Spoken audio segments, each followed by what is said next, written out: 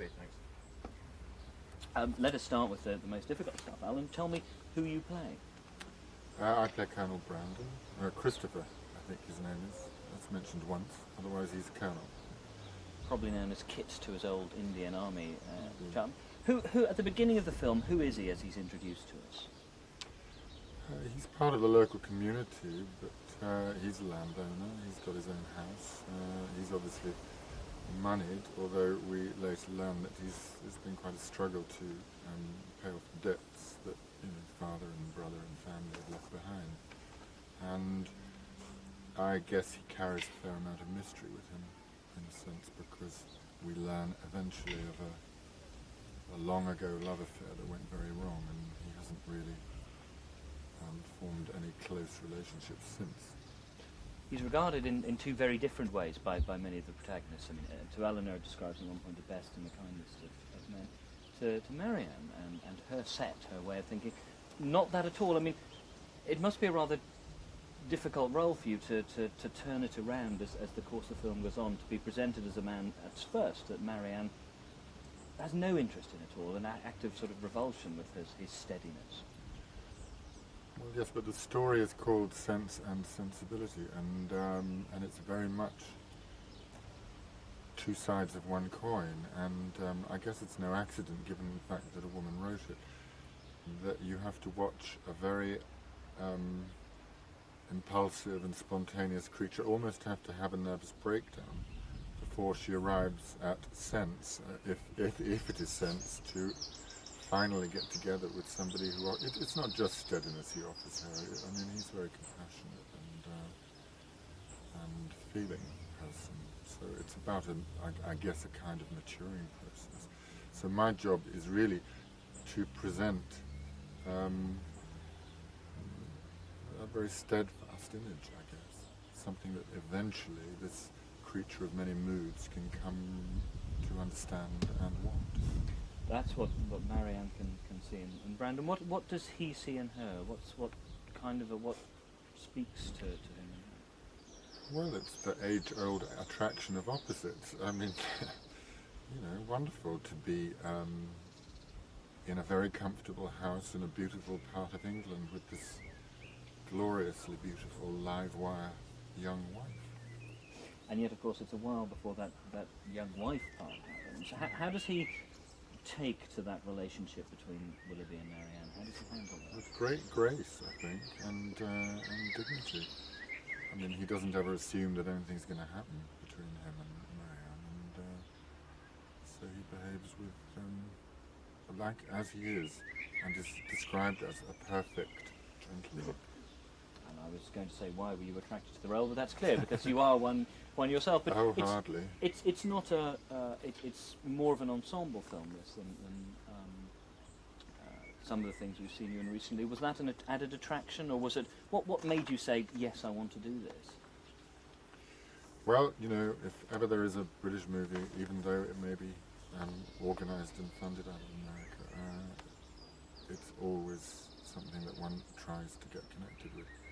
And Emma is a friend, and Hugh and I had just been doing Awfully Big Adventure, and in fact the cast is full of friends from either other movies or the theatre in England.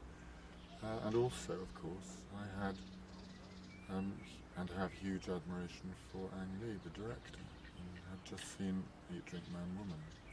And I thought it was an inspired and interesting choice. It's very tempting to look at something so English as Jane Austen, but know that it's going to be seen through distant eyes, if you will. Emma, as you say, is a friend, and that I can imagine often helps when you're acting with somebody. What's Emma the script like, a script writer like to work with? Is that a difficulty, acting opposite somebody who's also written the script? That create new rules, new feelings? Not at all, no. She's very open, and I mean, it has to be said that that's also one of the reasons it's a very, very good script.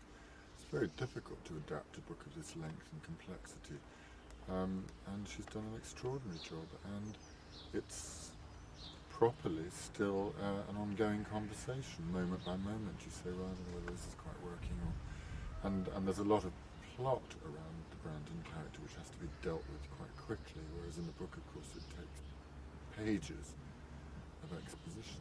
And she's been brilliant about that, and continues to be.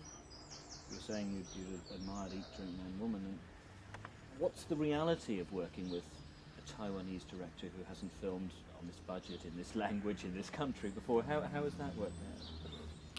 Well, the reality is that, you know, you see the film and you think, well, this is a man who has his own pace in terms of telling a story, and so I'm very happy to just hand myself over to that. You know, I figure he knows what he wants to get, and the similarities are there as well as the differences between the two films, because this will very much be told through sidelong glances and hidden thoughts, which is what he's absolutely expert at capturing on film. So, you know, as I said to him when we agreed that we'd do it, I said, listen, I'll be doing it. If you're pointing the camera at it, you'll get it. So, I think when you have that kind of trust, you just get on with it, really. He was saying that one of the great learning experiences for him has been working with very qualified actors, and I had to beat him with a stick to stop them enthusing about you and your fellow cast. He's not used to that so much. He's used to making a picture with pictures and the actors being part of that. Are you conscious of a different style and a different sort of tradition of filmmaking as you work with them? Well, the thing is that every single film you do is always a different language you have to learn, because each director has a different vocabulary. It's as different. Every single film I've done has been, let's find out how we're going to talk to each other. So in that sense, it's more of the same, really. But yes, I can feel a negotiation going on and people working out how we'll learn to talk to each other. But it's all very open, and a camera operator and cinematographer and production designer and everybody all feed something into the equation. So it's healthy and right that should happen. You were talking about the quality of Emma's script, and indeed the story leaps out of the page at you in a way that, to be honest, in many period dramas one doesn't expect.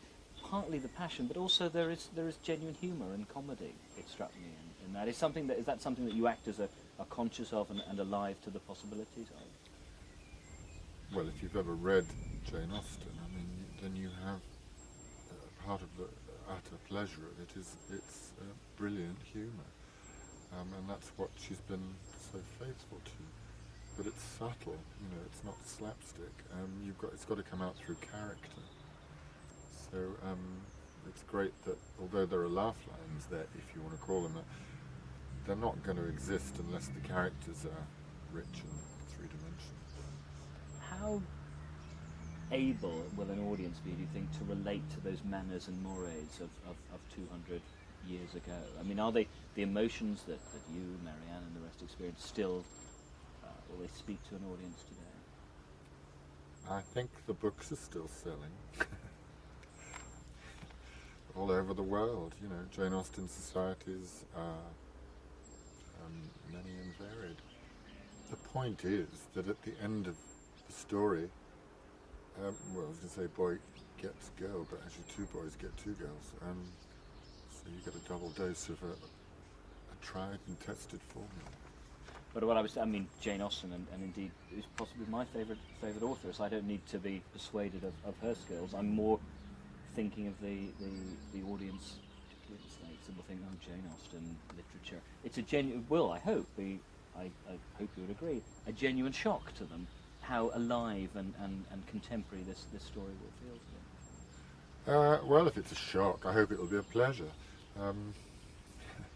It's it's a damn good story, and very human, and full of wonderful characters all around the circumference of this central pair of women finding out what life and love and all the rest of it are about. And finally, once the film is all cut together, we've touched on this in other answers, but in a final answer, what do you think the elements of the film will be that will speak to an audience? What will they hook into most? What do you hope that audiences will get from it? Humanity, love, humour, warmth, storytelling, happy ending. Who could ask for more? Thank you so much. Okay.